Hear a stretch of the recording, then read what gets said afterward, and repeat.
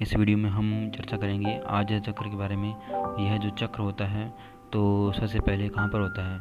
यह चक्र जो हमारी जो मस्तिष्क होता है, यानी मस्तिष्क में आगे जो हमारा माथा है, अग्र मस्तिष्क में जो मस्तिष्क होता है यानी भ्रिकुटी जिसको बोलते हैं, माथा जिसको बोलते हैं, दोनों नेत्रों के मध्य स्थित होता है। तो आज्य चक्र दोनों नेत्रों के मध्य में होता है और यहीं पर जो मनुष्य के दो क्या होते हैं, जो ग्रंथियाँ होती है मनुष्य के, जो हम विज्ञान में यदि हम देखते हैं, साइंस में यदि आपने साइंस में पढ़ा होगा कि मनुष्य के जो मस्तिष्क में दो ग्रंथियाँ होती है। पहली ग्रंथि पीयूष ग्रंथि और पीनियल ग्रंथि। तो पीयूष ग्रंथि को कहा जाता है जो मास्टर ग्रंथि बोलते हैं इसको, और पीनियल ग्रंथि जो कि हमारी नींद के लिए, हमारी जो निद्रा के लिए बहुत ही, स्लीपिंग के लिए बहुत ही महत्वपूर्ण भूमिका निभाती है। तो पीनियल ग्रंथि, तो ये हमारी ग्रंथियाँ यहाँ पर स्थित होती है अग्र मस्तिष्क में, और जहाँ पर हमारा माथा होता है। तो इस चक्र की जो अवस्थिति होती है वो भी यहीं पर होती है।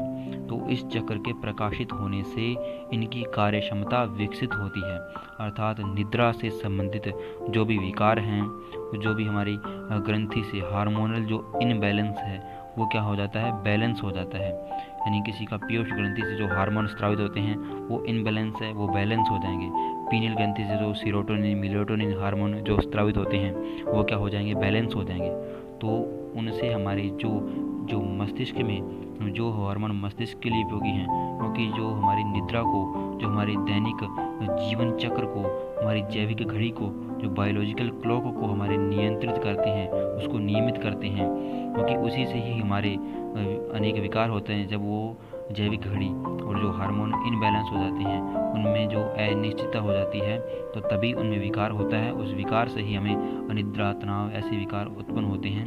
तो इन सब की जो समाप्ति कब होती है, इस चक्र में ध्यान करने से जब इनमें कहा जाएगी निश्चितता आ जाती है, ये बैलेंस हो जाते हैं, और इसमें तीव्र बुद्धि और मस्तिष्क का विकास होता है। यानी जिस व्यक्ति को अपने मस्तिष्क का तीव्र विकास करना है, अपनी बुद्धि का तीव्र विकास करना है, तो उसको आज्य चक्र में ध्यान करना होगा। और इसको हम उद्गीत अथवा ओमकार उच्चारण के साथ भी कर सकते हैं।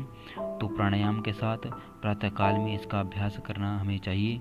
और यह माथे के जो दोनों नेत्र हैं, इनके मध्य में इस चक्र की अवस्थिति बताई है। तो इस चक्र में हम इसकी धारणा स्थापित करके इसमें हम ध्यान कर सकते हैं, जिससे यह चक्र प्रकाशित हो सके और इससे मस्तिष्क के सभी रोग समाप्त होंगे। और यह जो चक्र का ध्यान करना अति लाभकारी होगा इन सब उद्देश्यों से। और यहीं पर जो इड़ा और पिंगला और सुषुम्ना नाड़ी में हमारा संगम भी होता है, तो इसलिए इसे त्रिवेणी संगम भी कहा जाता है। इसी त्रिवेणी संगम में स्नान करने से समस्त भ्रम, हमारे जो जीवन के समस्त भ्रम दूर हो जाते हैं, और जो ज्ञान की जो प्राप्ति हो जाती है और अज्ञान की समाप्ति हो जाती है। अतः ओंकार जप के साथ इस चक्र का प्रतिदिन ध्यान करना चाहिए मानसिक शांति के लिए, इस तनावपूर्ण जीवन में, क्योंकि वर्तमान का जीवन अति तनावपूर्ण है। अनेक प्रकार के तनाव हैं, चाहे वो विद्यार्थी हो, चाहे वो किसी भी क्षेत्र का, किसी भी काल में यदि मनुष्य है तो उसको तनाव का सामना करना पड़ जाता है। तो इसलिए मानसिक शांति बनाने के लिए और अपने जीवन के जो भी समस्याएं हैं उनका हल हम अपने मस्तिष्क से निकालने के लिए इसमें ध्यान करना चाहिए। सब्सक्राइब करें नॉलेज फैक्ट्स क्लासेस के यूट्यूब चैनल को for more updates and press the bell icon.